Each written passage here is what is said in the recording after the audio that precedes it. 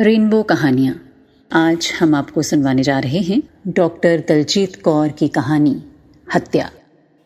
लगभग 1 महीने से वो बिस्तर पर पड़ी थी। कमर दर्द के कारण डॉक्टर ने उसे 1 महीना और 15 दिन बेड रेस्ट के लिए कहा था। शरीर बेशक स्थिर पड़ा था, पर मन उतना ही अस्थिर। जाने यादें उसे कहाँ कहाँ ले जाती। दवाई के कारण बीच बीच में नींद आ जाती तो वो समझ भी ना पाती कि ये सपना है या सच में घटित हो रहा है। अक्सर माँ से बचपन में किस्सा सुनती कि उसके जन्म के समय पर न जाने कितनी खुशी मनाई गई। उस समय में जब लड़कियों को पत्थर कहा जाता था, उसके जन्म की खबर सुनकर उसके पिता ने नर्स को खुशी से पैसे दिए थे। नर्स ने हैरान होकर पूछा भी, आपको पता है आपके यहाँ बेटी पैदा हुई है, बेटा नहीं? माँ गदगद होकर कहती कि तब तेरे पिता ने नर्स से कहा, हमें बेटी होने की खुशी है। बड़ा भाई भी उसके जन्म पर बेहद प्रसन्न हुआ था, क्योंकि उसके मित्र के घर कुछ समय पहले एक छोटी बहन आई थी। वो अपने माता पिता के प्रति नतमस्तक हो जाती जब जब कन्या भ्रूण हत्या के बारे में सुनती या पढ़ती। बार बार मन में विचार आता कि कितना कष्टकारी होता होगा टुकड़े टुकड़े होकर मरना। बाहर एक तेज रफ्तार मोटर कार निकली तो आवाज से उसका दिमाग जैसे सचेत हो गया। उसे याद आया कि होश संभालते संभालते कैसे उसके नाजुक कंधों पर घर की जिम्मेदारी भी सवार होती चली गई। माँ अक्सर बीमार रहती थी। हर काम करना तो लड़कियों का काम है, घर में यही धारणा थी। इसलिए भाई को कोई काम करने ही नहीं दिया जाता था। वो तो लड़का है, मगर उसे एहसास दिलाया जाता कि वो सेवा करने के लिए ही पैदा हुई है। माता पिता दादी दादा और भाई की सेवा, उनकी सेवा को तत्पर हर समय हाजिर। बचपन में कभी समझ ही नहीं पाई कि हमेशा भाई बहन की आपसी लड़ाई में वही क्यों कसूरवार होती थी। क्यों भाई को माँ अपने आंचल में छिपा लेती थी। अगर वो भाई को कुछ भला बुरा कहती तो माँ पंजाबी में जो कहती वो आज भी उसे ज्यों का त्यों याद है। ईदे बिना तू फूकनिया मैं, अर्थात इसके बिना क्या मैंने तुझे जलाना है। क्यों भाई को बाहर घूमने की छूट थी और उसे बस घर में ही रहना था। क्यों इजाज़त नहीं थी उसे किसी सखी सहेली के घर जाने की। क्यों मनाही थी उसे खुलकर बात करने की, हंसने की। इस क्यों का उसे कहीं कोई उत्तर नहीं मिलता था। अतीत एक दृश्य बनकर सामने खड़ा हो गया और ले गया 20-25 साल पीछे। पिता भाई को इंजीनियर बनाना चाहते थे, परंतु भरसक प्रयत्न के बाद भी जब भाई एक कक्षा में 2-2 साल लगा रहा था, तब उसने अच्छे अंकों में BA पास कर MA करने की इच्छा जाहिर की। पिता का वो वाक्य खंजर सा जिगर में उतर गया जब उन्होंने कहा, कितने पैसे लगेंगे? कल को तेरी शादी भी तो करनी है। वो सख्ते में आ गई। उस दिन वो थोड़ा सा मर गई।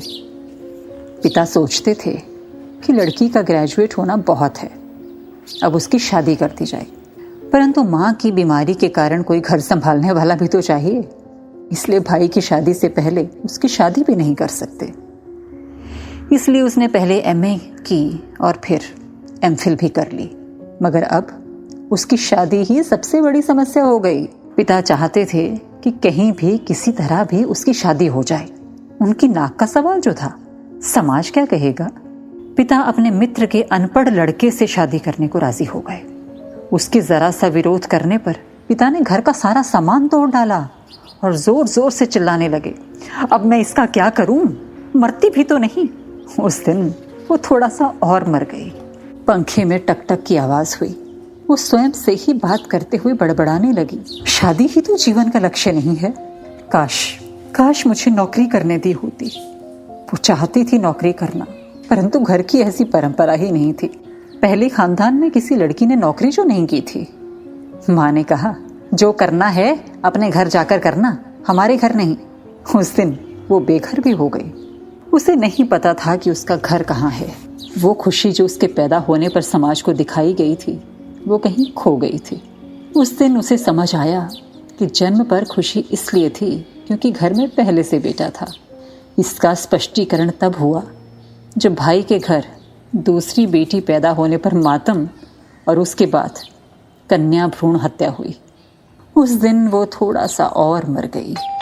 घंटी बजी और काम वाली बाई अंदर आ गई। उसकी 12-13 साल की बेटी को देखकर उसने पूछा, ये आज स्कूल नहीं गई? उत्तर मिला, बस अब नहीं जाएगी। हमारे में 15-16 बरस में शादी कर देते हैं लड़की की। उसे समझाने के लहजे में कहा, तो अभी 2-3 साल और पढ़ने दे, 10वीं तो कर लेने दे इसे। फिर सधा सा जवाब, नहीं मेम साहब, अब मेरे साथ ही काम सीखेगी। मन में सोचा कि अपने जीवन पर इसका कोई हक नहीं है। महाभारत में कृष्ण ने तो कहा है कि सभी को अपना जीवन अपने अनुसार जीने का हक है। यदि आप दूसरों को जीने नहीं देते तो ये तो पाप है। दूसरे ही पल उसके मन ने उससे कहा, अच्छा तुम्हें कब मिला था ये हक? गाय के गले में पड़ी रस्सी अपनी मर्जी से पिता ने किसी और के हाथ में पकड़ा दी। जांचा परखा कि उसका वर भाई से ज्यादा पढ़ा लिखा या धन संपत्ति में उनसे बढ़कर ना हो। भाई और मायके का महत्व सदा उसकी जिंदगी में बढ़कर रहे। ये उसके मन का भ्रम नहीं था। ये उसे तब पता चला जब उसके पति ने बड़ी कार मांग ली। माँ ने झिड़कते हुए कहा, अरे नास बेटी, पहले भाई को तो कार लेने देती। उसे समझ नहीं आया कि पति से क्या कहे, कैसे कहे। जब तक मेरा भाई कोई चीज नहीं खरीद लेता तब तक तुम मुझे कुछ भी खरीद कर नहीं दे सकते। पास ही मेज पर उसकी डायरी पड़ी थी। उसे उठाकर लेटे लेटे ही वो लिखने लगी, समानता कुछ नहीं, एक मुखौटा है जो समाज में स्वयं को आदर्श दिखने के लिए पहना जाता है। कानून ने बेशक समानता का अधिकार दिया है लड़की लड़के को, परंतु समाज कब इस समानता को अपनाएगा, इसकी भविष्यवाणी करना बहुत मुश्किल है। वो सोचने लगी, समानता का अधिकार देकर कानून ने लड़कियों के साथ अच्छा किया या नहीं? इससे भावनात्मक रूप में तो उनका बुरा ही हुआ है। अपने ही माता पिता भाई भाभी उन्हें शक की नजर से देखने लगे हैं। उन्हें यही चिंता सताती रहती है कि कहीं लड़की अपना हक ना मांग ले। लिखते लिखते उसकी आंखें नम हो गईं। उस दिन वो पूरी तरह मर गई जब भाई ने उसे हिदायत दी कि वो मायके कम आया करे। पिता ने अपनी शंका जाहिर करते हुए कहा, ना जाने तेरे पति के मन में क्या है, शायद उसकी नजर हमारी संपत्ति पर है। माँ ने तो धमकाते हुए ही कह दिया, तू अगर जबरदस्ती भी लेना चाहेगी तो हम कुछ नहीं देंगे। काम वाली बाई ने कमरे की लाइट जलाई तो साथ ही टीवी भी चल पड़ा। उसमें कन्या पढ़ाओ कन्या बचाओ का विज्ञापन आ रहा था। एंकर कह रहे थे, कन्या भ्रूण हत्या पाप है। मगर आज पहली बार उसे कन्या भ्रूण हत्या पाप नहीं लगा। उसे लगा कि तिल तिल मारने से तो अच्छा है एक ही बार में हत्या कर दी जाए। अपनों द्वारा इस तरह मारना हत्या से कम तो नहीं है। हत्या हत्या हत्या, देर तक ये शब्द उसके दिल और दिमाग में गूंजता रहा। दोस्तों, अगर आपने मनराज टॉकीज के चैनल को सब्सक्राइब नहीं किया है तो आज ही करें, क्योंकि हम आपके लिए बहुत अच्छी अच्छी अलग अलग रंगों की कहानियां आप तक प्रस्तुत करेंगे। ना सिर्फ कहानियां बल्कि आप तक हम पहुंचाएंगे ड्रामास, वो कहानियां जिनमें आपको ड्रामा भी मिलेगा। तो सब्सक्राइब कीजिए मनराज टॉकीज को और साथ में बेल आइकन को दबाना ना भूलिएगा।